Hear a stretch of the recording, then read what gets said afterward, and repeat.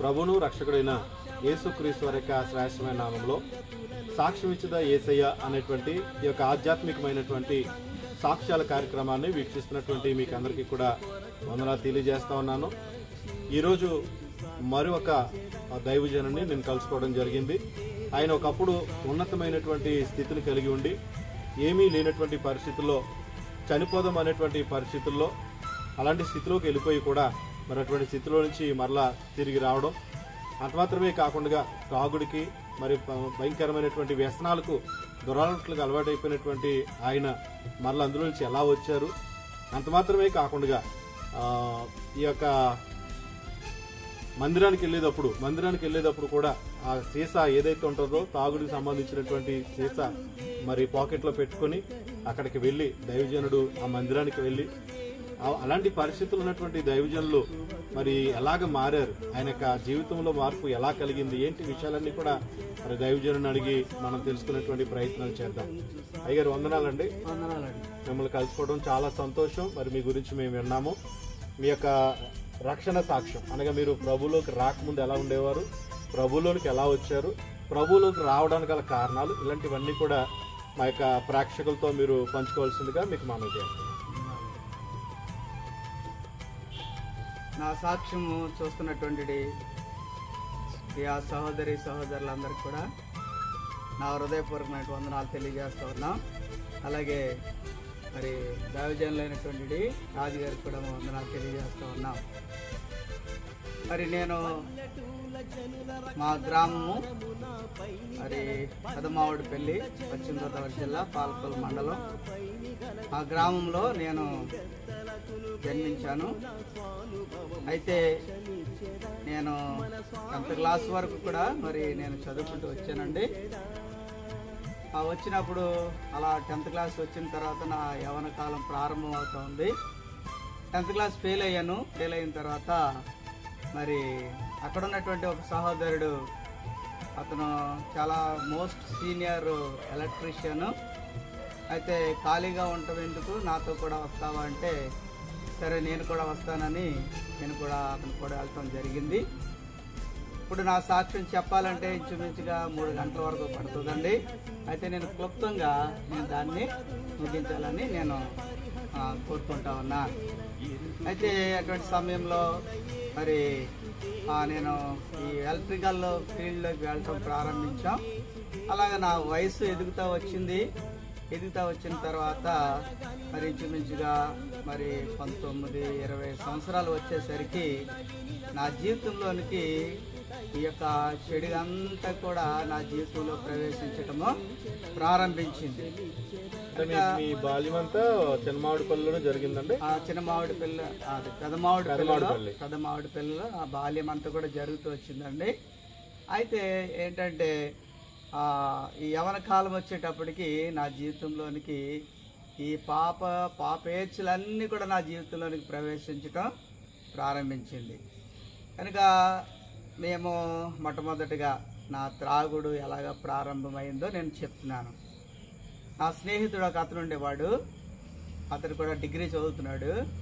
మా ఇద్దరము కలిసి ఉండేవాళ్ళము.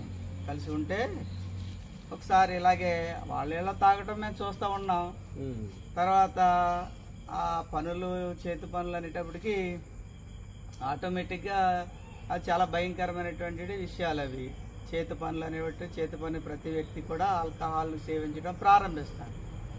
అయితే నా స్నేహితుడు కూడా ఏమన్నాడంటే ఒకసారి మనం కూడా తాగుదాము, ఎవ్వరు చూడకూడదు అన్నాడు. అనేటప్పటికి ఎలా ఉంటది అని అనేటప్పటికి సరే వెళ్దాం అనుకుని సరిగ్గా 6:30 కంటే మసక చీకటి పడతా ఉండగా మేము ఒక కొంచెం తీసుకుని ఆల్కహాల్ తీసుకుని ఎవ్వరు చూడకోకుండా ముందు మేము బీరు సీసాతో ప్రారంభించాం. అది ఎవ్వరు చూడకోకుండా మా ఇద్దరము తాగి మామూలుగా వచ్చేసాం. అలాగే మేము ఎవ్వరికి తెలియకుండా సీక్రెట్గా మెయింటైన్ చేస్తూ వచ్చాం.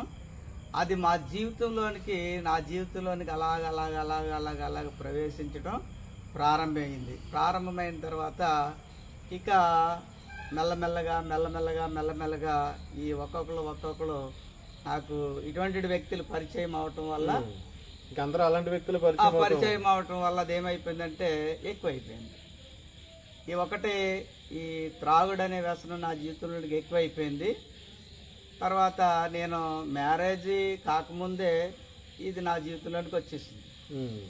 రెండవది ఇంకోటి ఏంటంటే ప్యాకాట్ కూడా ఎక్కువగా జూదం ఎక్కువగా ఆడేవాళ్ళం. ఉదయమే 7 గంటలకి ఈ జూదంలో కూర్చుండేవాళ్ళు. ఇలాగా పాప జీవితం ప్రారంభమవుతూ వచ్చింది. తర్వాత 2000 ఈ వ్యసనాలన్నీ అలవాటు అయినాయండి. ఇంకా ఒక తర్వాత ఒకటి అన్ని అలవాటు ఒకటి ఇంక అన్ని కూడా ఏవైతే ఉన్నాయో అవన్నీ కూడా నా జీవితంలోనికి వచ్చేసినాయి. మరి 1988లో నాకు మ్యారేజ్ అయిందండి. మ్యారేజ్ అయిన తర్వాత కూడా మరి నేను ఈ త్రాగుడు అనే దానికి బానిస అవుతూ వచ్చాను. తర్వాత మరి శరీర సంబంధమైన క్రియలకి బానిస అవుతూ వచ్చాను. రెండవది జూదము, ఎక్కువగా జూదం ఆడుతూ వచ్చి మోకాళ్ళని కూడా నొప్పులు వచ్చినా కానీ లేవలేకపోయేవాళ్ళు మందిలో నుండి. అట్లాగా అనేకమైనటువంటి ఇవన్నీ కూడా నా జీవితంలోకి ప్రవేశించినాయి. తర్వాత యేసుక్రీస్తు ప్రభు అంటే యేసుక్రీస్తు ప్రభువే, ఆయన ఎవరో ఏంటో నాకు తెలియదు. యేసు ప్రభు అంటే యేసు ప్రభువే. అంటే ప్రభు నమ్ముకోలేదు కానీ మీరు మందిరానికి వెళ్ళటం అలాంటివి ఏమైనా చేసేవారండి? మందిరానికి అది వెళ్ళేవాళ్ళమండి, కానీ ప్రభు నాకు తెలియదు. అంటే ప్రభు అంటే తెలియదు కానీ మందిరానికి వెళ్ళేవాళ్ళు. అది మందిరానికి వెళ్ళినప్పుడు మీరు మీ పాకెట్లో ఈ ఆల్కహాల్ సంబంధించినటువంటి అది తీసుకుని వెళ్ళేవారు అన్నట్టుగా తెలిసింది. అది ఎంతవరకు నిజం? అవునండి. నేను బాగా త్రాగిన తర్వాత ఒకసారి ఆ మందు బాటిల్ వెనకాల జేబులో పెట్టుకుని నేను మందిరంలోకి వెళ్ళి కూర్చున్నా. నేను మందిరంలోకి వెళ్ళి కూర్చుంటప్పటికి వాళ్ళందరూ కూడా చూశారు. త్రాగి ఒకటి వెళ్ళాను, రెండవది బాటిల్ కూడా జేబులో పెట్టుకుని వెళ్ళాను. కాబట్టి అందరూ చూసి ఆ చెవులు కొరుక్కుంటూ వస్తున్నారు, అంటే గుసగుసలు ఆడుతూ వస్తున్నారు. కానీ వాళ్ళెవ్వరూ కూడా నన్ను అడగటానికి ధైర్యము చూపించట్లేదు. అంటే నేను అంత భయంకరంగా ఉండేవాడిని. ఎవరు కూడా ధైర్యం చేసి అడగలేకపోతున్నారు. నేను కాసేపు కూర్చున్నాను. తర్వాత మరలా నేను వచ్చేసిన తర్వాత మరి ఇట్లాంటి జీవితం నేను జీవిస్తూ వచ్చినాను. ఇలా జీవిస్తున్నటువంటి సమయంలో మరి నాకు మ్యారేజ్ అయినప్పుడు కూడా ఈ వ్యసనాలన్నీ కూడా చాలా ఎక్కువైపోయినాయి. మరి ఇట్లాగ ఉన్నటువంటి సమయంలో మరి 1992 అది వచ్చేటప్పటికి మరి మా కుటుంబీకులు అందరూ కూడా, మా అన్నదమ్ములు అందరూ కూడా గల్ఫ్ వెళ్ళారు. కువైట్ దేశం వెళ్ళేటప్పటికి మరి ఇక్కడ నేను మా ఫ్యామిలీ ఉండేవాళ్ళము. వాళ్ళ పిల్లలు కూడా నేనే చూసేవాడిని. దాని నిమిత్తాన్ని అమౌంట్ అంతా కూడా నాకే పంపించేవారు. నా అకౌంట్ పంపించేవారు. నా అకౌంట్ పంపిస్తే ఇక నా ఇష్టం అన్నమాట. ఎంత డబ్బు ఖర్చు పెట్టుకుని నాకు తెలియదు. బీరో నిండా కట్టలుండి ఆ దినాలలో పొలము 30,000, 45,000 ఎకరం, 25,000 ఇట్లా ఉండేది. అయితే నా ఇష్టానుసారం నా వెనకాల ఇంచుమించుగా ఉదయమే 7 గంటలకే మందు తాగడం, కుర్రాళ్ళు పంపించి మందు తెప్పించుకుని తాగుతూ ఉండేవాడు. నా వెనకాల సాయంకాలం 4-5 ఉండేవారు. ఎందుకంటే సాయంత్రం అయ్యేటప్పటికి వాళ్ళకి ఏదన్నా మీరు మందు పోయించే కార్యక్రమం ఏదైనా చేస్తారేమో అని మీ వెనకాల ఉండేవారు. అది నాతో పాటు వాళ్ళకు కూడా నేను ఖర్చు పెట్టేసేవాడిని. అలాగా నా జీవితం ఇట్లాంటి భయంకరమైనటువంటి జీవితం ప్రారంభమైంది. కానీ దాన్ని నేను మరి ముగించడం నాకు తెలీదు. అయితే మరి ప్రభువే నన్ను జ్ఞాపం చేసుకుంటూ వచ్చాడు. అది ఎలాగంటే నేను అన్ని కూడా వివరించి చెప్తాను. ఒక 20 నిమిషాలు ఇవన్నీ కూడా నేను ముగిస్తాను.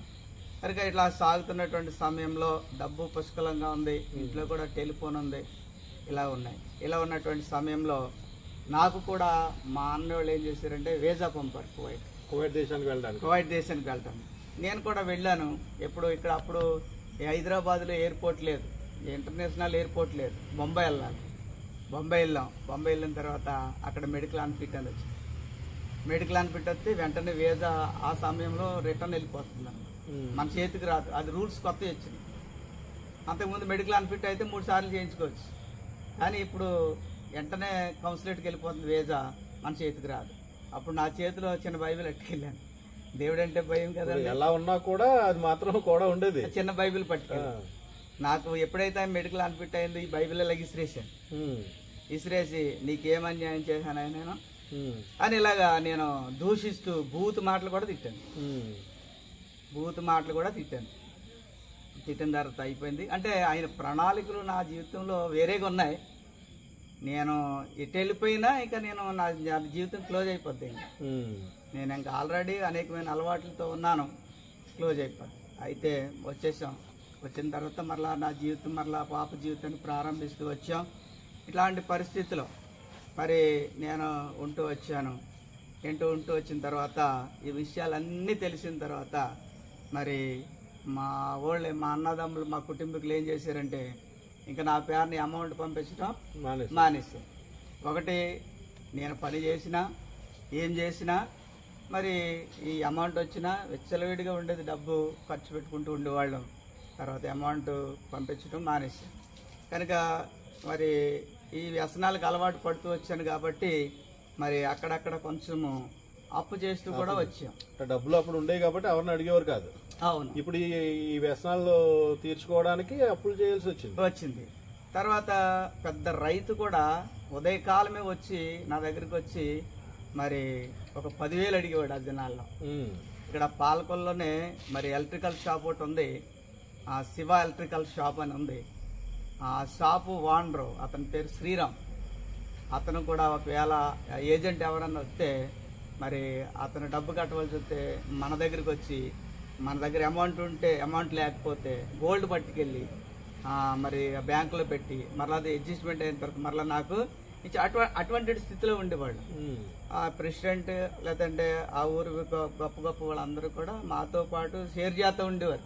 అటువంటి జీవితం జీవిస్తూ వచ్చిన తర్వాత ఎప్పుడైతే ఇంత ప్రాబ్లం ఎదురైందో ఇక నా జీవితం పూర్తిగా మట్టానికి వెళ్ళిపోతూ వచ్చి డబ్బున్నప్పుడేమో మీ లైఫ్ అంతా ఒక రకంగా ఉంది. ఇప్పుడు ఒకసారి డబ్బు లేకపోయేసరికి మరి అప్పుడు కూడా మీతో ఉన్న వాళ్ళు డబ్బు ఉన్నప్పుడు మీతో ఉన్న వాళ్ళు వచ్చారండి. అప్పుడు ఎవరు కూడా అప్పుడు మా బంధువులు కూడా అందరూ కూడా నన్ను విడిచిపెట్టేశారు. అప్పుడు వరకు చాలా గౌరవంగా చూసేవారు. తర్వాత ఎప్పుడైతే ఇటువంటి పరిస్థితి ఎదురైందో తర్వాత మా బంధువుల్లో కూడా మన మీద ప్రేమ తగ్గిపోయేటప్పటికి ఇక ఏం చేయాలో అర్థం కావట్లేదు. ఒకసారి నాకు 3 స్నేహితులు ఉంటే ఆ 3 స్నేహితులు మేమందరం కలిపి మరి అండమాన్ వెళ్ళిపోతారు అనుకునేటప్పటికి ఆ విశాఖపట్నం ఎయిర్పోర్ట్కి వెళ్తే మేము వెళ్ళేటప్పటికి వాడ వెళ్ళిపోయింది. మరలా వాడ వచ్చేంత వరకు 15 రోజులు ఇంటికి వస్తే మరలా వెళ్ళలేమేమని అక్కడే రోడ్డు మీద పడుకొని ఆ వాడ టికెట్ 1,050 రూపాయలు. అంటే ఇప్పుడు అండమాన్ వెళ్ళడానికి గల కారణాలు ఏంటంటారు? అండమాన్ వెళ్ళడానికి గల కారణం ఏంటంటే అండి ఇక్కడ ఒకటి అప్పులైపోయాం, రెండోది బాగా బ్రతికి ఇప్పుడు మరలా తిరిగి చిన్నగా బ్రతకడం లేదంటే హీనమైనటువంటి స్థితిలోకి వచ్చేసాను కాబట్టి ఇక ఇక్కడ ఉండటం నాకు ఇష్టం లేదు. రెండవది ఇట్లాంటి పరిస్థితి నాకు ఎదురైంది, ఎవ్వరికి చెప్పుకోకుండా అండమాన్ వెళ్ళిపోతారని వెళ్ళిపోయేటప్పటికి మరి అప్పటికే నాకు ఒక పాప పుట్టింది. పాప పుట్టేటప్పటికి పాపకి 3 సంవత్సరాలు ఎంత వయసు ఉంటుంది కనుక మేము వెళ్ళిపోయిన తర్వాత ఇంట్లో వాళ్ళకి ఎవ్వరికీ తెలియదు వాళ్ళు ఎక్కడికి వెళ్ళిపోయారో ఏంటో అని. వాళ్ళందరూ కూడా చాలా భయంకరంగా వెతుకుతూ ఉన్నారు కానీ జాడలేదు. కానీ మేము ఎవరికీ చెప్పకుండా వెళ్ళిపోయేటప్పటికి మేము 3 వెళ్ళాం. అందులో ఒక అతను మా పెద్ద మావుడి పెళ్ళి డీలర్షిప్. అప్పుడు ఆ డీలర్షిప్ అంటే పెద్ద పేరు అప్పట్లో. రేషన్ అయితే ఇచ్చేవారు అన్నమాట. అతను కూడా మాతో వచ్చాడు. వచ్చినప్పుడు అతను ఏం చేస్తూ వచ్చాడంటే అక్కడ ఉండలేక తిరిగి వచ్చేసాడు. ఎప్పుడైతే అతను వచ్చేసాడో వెంటనే మా వాళ్ళు అక్కడికి వెళ్ళి మరి నా అడ్రస్ అంతా కూడా వాళ్ళు కనుగొన్నారు. అప్పుడు సెల్ ఫోన్ లేవు, ల్యాండ్ ఫోన్స్. అప్పుడు అక్కడ ఉన్నటువంటి ల్యాండ్ ఫోన్ అతని దగ్గర తీసుకుని నాకు ఫోన్ చేశారు. ఫోన్ చేసిన తర్వాత ఇలాగా పాపకు బాగాలేదు, ఇలాగని నా భార్య ఇక ఏడవటం తప్ప మరి వేరే ఆధారు లేదు కనుక అలా ఉన్నటువంటి సమయంలో మేము 45 రోజులు ఉన్నాం అక్కడ డబ్బు తీసుకుని మరలా నేను వాడకి బయలుదేరి మరలా ఇండియాకి మన ఆంధ్రాకి వచ్చిన తర్వాత పరిస్థితి ఏం బాగాలేదు. పరిస్థితి ఏమి బాగపోతే మా అన్నదమ్ములు కూడా నన్ను బయటికి ఇక పంపించేశారు. అప్పటికే మేము 6 లక్షలు ఎట్టి మా అన్నగారి కాళ్ళకి బిల్డింగ్ కట్టించాం. 6 లక్షలు అంటే ఆ దినాల్లో దగ్గరగా 15 ఎకరాల పొలం. అయితే 1995లో అయితే మేము ఇంకా బయటికి వచ్చేసాం. వచ్చిన తర్వాత చిన్న పాక ఉండేది. ఇప్పుడు అటువంటి టైంలో పరిస్థితులన్నీ చూసి మీకు చనిపోవాలనేటువంటి ఆలోచన వచ్చింది అని విన్నాము. అదే చెప్తున్నానండి ఇప్పుడు. అదే చెప్తున్నాను. ఇప్పుడు మరి చిన్న పాక ఉండేది. ఆ పాకలో ఇక నేను, నా భార్య, నాకు పాప పుట్టింది కాబట్టి ముగ్గురమే. ఒక మంచం ఉంటే ఆ మంచం మీద పడుకుని ఉన్నాం. కానీ బయటకు వచ్చాం. కానీ కనీసము 10 రూపాయలు పెట్టి ఒక కిలో రైస్ తెచ్చుకోవడానికి కూడా మా దగ్గర డబ్బులు లేవు. అప్పుడు నేను ఆలోచించాను. ఈ ఆలోచన ఆవిడకి తెలియదు కానీ నా భార్యకి తెలీదు. నేను ఆలోచించాను ఏంటంటే ఇలా బ్రతకుండా నా వల్ల కాదు. వీళ్ళకి ఏదైనా ఆధారం చూపించి ఆధారం చూపించి నేను చనిపోదారి అనుకుని ఏం చేయాలని అనుకునేటప్పటికి ఒక అబ్బాయి ఎల్ఐసి ఇన్సూరెన్స్ ఈ పాలసీలు చేస్తున్నాడు. ఇప్పుడు ఆ కుర్రాన్ని కేకేసినారు. బాబులా రారాని కేకేసాను. కేకేసిన తర్వాత ఆ కుర్రాడు వచ్చాడు. ఏంటి మావయ్య అంటే మరి ఎల్ఐసి అదే ఇన్సూరెన్స్ పాలసీ మనం చనిపోతే వెంటనే ఎంత వస్తుంది ఇలా అంటే ఆ కుర్రాడు ఏమన్నాడంటే ఒక 60 రూపాయలు మనము ఇన్సూరెన్స్ చేసుకుంటే మనం చనిపోతే కనుక ఏదైనా బై యాక్సిడెంట్ లేదని చనిపోతే 1,00,000 రూపాయలు వస్తుంది అన్నాడు. అప్పుడు మొత్తం మీద నేను ఇదే మనసులో పెట్టుకుని మొత్తం మీద ఏ రకంగానైనా ఒక 60 రూపాయలు సంపాదించి దాన్ని ఏం చేశానంటే ఇన్సూరెన్స్ చేయించిన 60 రూపాయలు సంపాదించడానికి కూడా ఎంతో కష్టపడి అక్కడక్కడ కొంచెం తీసుకుని, ఎందుకంటే ఒకప్పుడు జేబు నిండా డబ్బులుండి అప్పుడు ఎవరిని అడిగే పరిస్థితి లేదు. కానీ ఇప్పుడు 60 రూపాయల కోసం 10 మంది దగ్గరికి వెళ్ళాల్సి అప్పుడు మీకు బాధ అనిపించలేదా? బాధ అనిపించింది. కనుక అలా చేసి నేను మామూలుగా ఆ డబ్బులు తీసుకుని ఆ కుర్రాడికి ఆకేసి అతనికి ఇచ్చినప్పుడు అప్లికేషన్లన్నీ ఫిలప్ చేసి నాకు 1,00,000 రూపాయల బాండ్ పట్టుకొచ్చి ఇచ్చాడు. అప్పుడు నేను ఆలోచన, ఎందుకంటే వీళ్ళని అనాథలుగా విడిచిపెట్టకూడదు, నేను చేసుకున్న నా భార్యని పిల్లల్ని ఏదో ఒక దారి చూపించి ఇలాగైనా దారి చూపించి మనం వెళ్ళిపోవచ్చు అని నేను అనుకునే సమయంలో మరి ప్రభు నాతో మాట్లాడుతున్నాడు. ఏంటంటే నువ్వు ఎరగని చోటుకి వెళ్ళి నువ్వు బ్రతకొచ్చు కదా అనే మాట వినపడుతున్నాడు. నువ్వు ఎరగని చోటుకు వెళ్ళి నువ్వు బ్రతకొచ్చు కదా అన్నాను అని మాట వినపడుతుంది. అలా వినపడుతున్నప్పుడు ఈవిడితో కూడా చెప్పాను, మరి ఇలాగా మరి వెళ్ళిపోదాం ఇక్కడి నుంచి అంటే ఈవిడేమన్నదంటే మీ ఇష్టం అండి, మీరు చెట్టు కింద తీసుకెళ్ళి పెట్టినా నేను ఉంటాను, నాకు ఇష్టమే అని చెప్పింది. సరే ఈవిడ మనసు కూడా సమ్మతించిందని చెప్పేసి నేను ఆలోచన చేస్తూ ఉన్నాను. ఇలా ఆలోచన చేసి అప్పుడు ఒకనొక దినాన మేము మరి బయలుదేరి మేము వెళ్ళటం జరిగింది. అయితే దీనికి ముందు ఏంటంటే నేను చాలా అబద్ధాలు ఆడుతూ ఉండేవాడిని, చాలా మందిని కూడా మోసగిస్తూ ఉండేవాడిని ఏమండి. కనుక అందులో ఒక మోసాన్ని నేను మీకు చెప్తాను. అది దీనికి ముందు అసలు మీరు ప్రభువులోకి ఎలాగా వచ్చారు, దేవుడిని ఎలా నమ్ముకున్నారు? అది ఈ ప్రభువులోకి రాకముందు ఒక మోసం, అంటే చాలా మోసాలు ఉన్నాయి కానీ అవన్నీ చెప్పడానికి సమయం లేదు. ఇప్పుడు ఒక మోసం గురించి చెప్తాను. నేను ఇలా త్రాగుడు అలవాటు ఉన్నటువంటి సమయంలో మరి బాగా చెడ్డ స్నేహితులు, బైబిల్ చెప్తుంది కదండి ఏంటంటే మరి దావీదు కీర్తన 1వ అధ్యాయం 1వ వచనంలో ఉంది కదండి, పాపుల మార్గమున నిలవక అపహాసులు కూర్చుండి చోటున కూర్చుండక దుష్టుల ఆలోచన చొప్పున నడవక ఇట్లాంటి దేవుని వాక్యం అప్పుడు నాకు తెలియదు. కానీ అటువంటి వారితోనే నా స్నేహము సాంగత్యం ఉండేది. అయితే ఒకరోజు సంత చీకటి అవుతా ఉంది. మా గ్రామంలో ఒక స్కూల్ ఉంది, ఎలిమెంటరీ స్కూల్ ఉంది, 5వ తరగతి వరకు. అక్కడ అరుగు మీద నేను కూర్చుని ఉన్నాను. ఒక అబ్బాయి మరి 16 సంవత్సరాలు ఉంటాయి. ఆ అబ్బాయి ఒక పొట్లం పట్టుకొచ్చాడు. ఏంటంటే అది ఒక చెవు దిద్దులు బొట్టలో బంగారం పట్టుకొచ్చి, అన్నా ఇది మీ దగ్గర ఉంచండి అని చెప్పాడు. సరేలేరా నేను ఉంచుతానులే అన్నాను. అన్న తర్వాత ఆ పొట్లం ఇప్పాను. ఒక చెవులి బుట్ట దిద్దులు ఇవన్నీ ఉన్నాయి. తర్వాత అవి తెల్లారి పొద్దున మేము ఏం చేసామంటే బంగారు కొట్టుకు తీసుకెళ్ళి ఇది ఏంటి బంగారమా ఏంటి అని అడిగితే ఈ డిప్పలో ఇత్తడివి ఇది బంగారం అన్నాడు. అయితే ఇది అమ్మితే అంత వస్తుందండి. అతను ఎంత ఇచ్చాడని నాకు సరిగ్గా గుర్తులేదు కానండి, మామూలుగా ఒక 750 లేకపోతే 1250 అని అనుకుంటున్నాను. అలా చాలా కాలం అయిపోయింది. తర్వాత అది నేను అవి తీసుకుని ఇక మరలా పాప జీవితం మరలా నేను ప్రారంభించాను. అది ఆ డబ్బులు అయిపోయింది. ఆ తర్వాత 3 రోజులు పోయిన తర్వాత ఆ అబ్బాయి ఇచ్చాడు. వచ్చి అన్న నీకు అది ఇచ్చాను కదా పొట్లో, నాకు ఇచ్చాను కదా ఏమైంది గారు ఇచ్చాను అన్నాడు. అప్పుడు నేనేమన్నానంటే అది ఎత్తడది, నేను అప్పుడే పడేసాను, నా దగ్గర లేదని.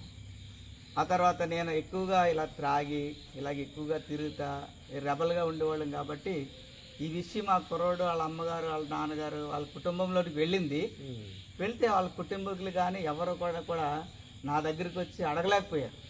ఇలా మా అబ్బాయి నీకు పట్టుకొచ్చి బంగారం ఇచ్చాడంట కదా అని అడగలేకపోయారు.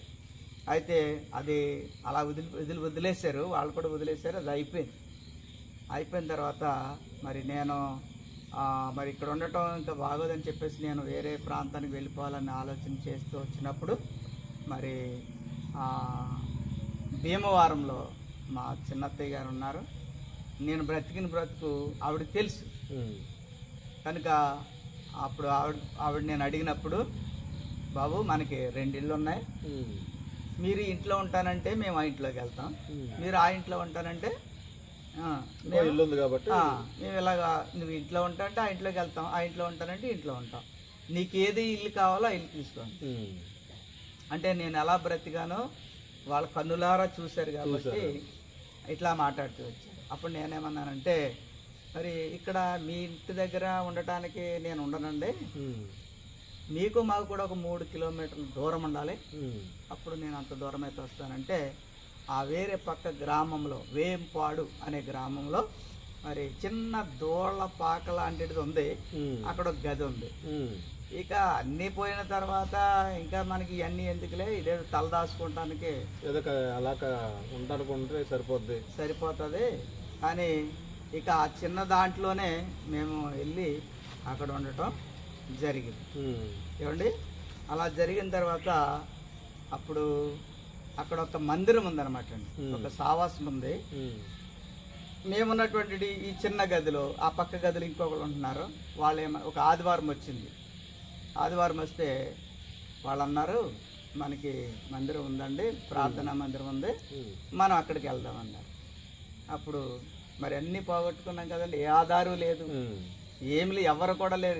ఇక్కడ తల్లిదండ్రులు లేరు, అన్నదమ్ములు విడిచిపెట్టేసాం ఏమండి. కనుక ఇంక అక్కడ నేను ఒక్కడనే, ఇంకెవరు లేరు. ఎవరు లేకపోతే ఆధారం ఏమి లేదు. అప్పుడు సరే అని చెప్పేసి అక్కడికి వెళ్ళిన తర్వాత అండి అప్పుడు ప్రభు నా హృదయాన్ని తెరిచారు. ఆయన ఎవరో నాకు తెలీదు. అది ఇంచుమించు ఏ సంవత్సరం అవ్వచ్చు అండి? ఇంచుమించుగా 2001లో నేను వెళ్ళానండి. అయితే ప్రభు ఎవరో నాకు తెలియదు. ఆయన లోకరక్షకుడని, పాపులను క్షమించడానికి ఆయన నరుడుగా ఈ లోకానికి వచ్చాడని, మరి ఆయన విరిగి నలిగిన హృదయం గల వారి యొద్ద ఆయన నివసిస్తాడని, ఆయన ఆదుకునే దేవుడని నాకు తెలియదు. మందిరానికి వెళ్ళిన తర్వాత అప్పుడు మెల్లమెల్లగా దేవుని వాక్యము నా హృదయాన్ని తాకుతూ వచ్చింది. నాలో ఉన్నటువంటి గురుడితనము పోయింది. నా మనోనేత్రాన్ని ప్రభు వెలిగించారు. అంటే మీ నిజస్థితి మీకు తెలిసింది. మందిరానికి వెళ్ళిన తర్వాత మీకు పాప స్థితి ఇదంతా కూడా మీకు అర్థమైంది. అవునండి, నేను ఎంత ఘోర పాపినో, ఈ లోకంలో నేను ఎలా చెడిపోతూ వచ్చానో, నేను దేవుని మందిరంలోకి వెళ్ళిన తర్వాత ప్రభు నా హృదయాన్ని తాకిన తర్వాత నా పాపంలో ఆయన చూపిస్తూ వచ్చాడు. నేను ఎటువంటి చెడు జీవితం జీవించానో, ఎటువంటి భయంకరమైనటువంటి పరిస్థితుల గుండా నడిచానో, ఇట్లాగా మరి ఈ ప్రభువులోకి రావడానికి కూడా నాకు ఒక కారణం ఉంది. ఏంటంటే ఈ త్రాగుడు వలన నేను భయంకరమైనటువంటి ఈ పరిస్థితులు, తిరుగుడు ఎన్నిటి వల్ల నాకు మరణ భయం వచ్చిందండి. చనిపోతానేమన్న మరణ భయం వచ్చి అప్పుడు దేవుని మందిరానికి వచ్చాను. అప్పుడు ప్రభు ఆయన నన్ను త్రోసివేయలేదు, కానీ దేవుని వాక్యం ఉంది కదండి, నా యొద్దకు వచ్చి వారిని నేను ఎంత మాత్రం కూడా త్రోసివేయను అని ఆయన వాక్యం ఉంది. కనుక మీరు మందిరానికి వెళ్ళడం, మందిరానికి వెళ్ళిన తర్వాత వాక్యం వినడం, మీరు అక్కడే ప్రభుని నమ్ముకొని బాప్తిసం తీసుకున్నారా? అక్కడే బాప్తిసం తీసుకున్నారు. హృదయం తెరవబడింది, ప్రభు ఎవరో నేను ఎరగలిగాను. ఆ తర్వాత ఒక ప్రశ్న ఏంటంటే, మీరు ఇంతకుముందు చెప్పారు మీకు చెవుదిద్దులు ఇచ్చి మోసం చేశారని చెప్పేసి అన్నారు కదండి. అవునవును.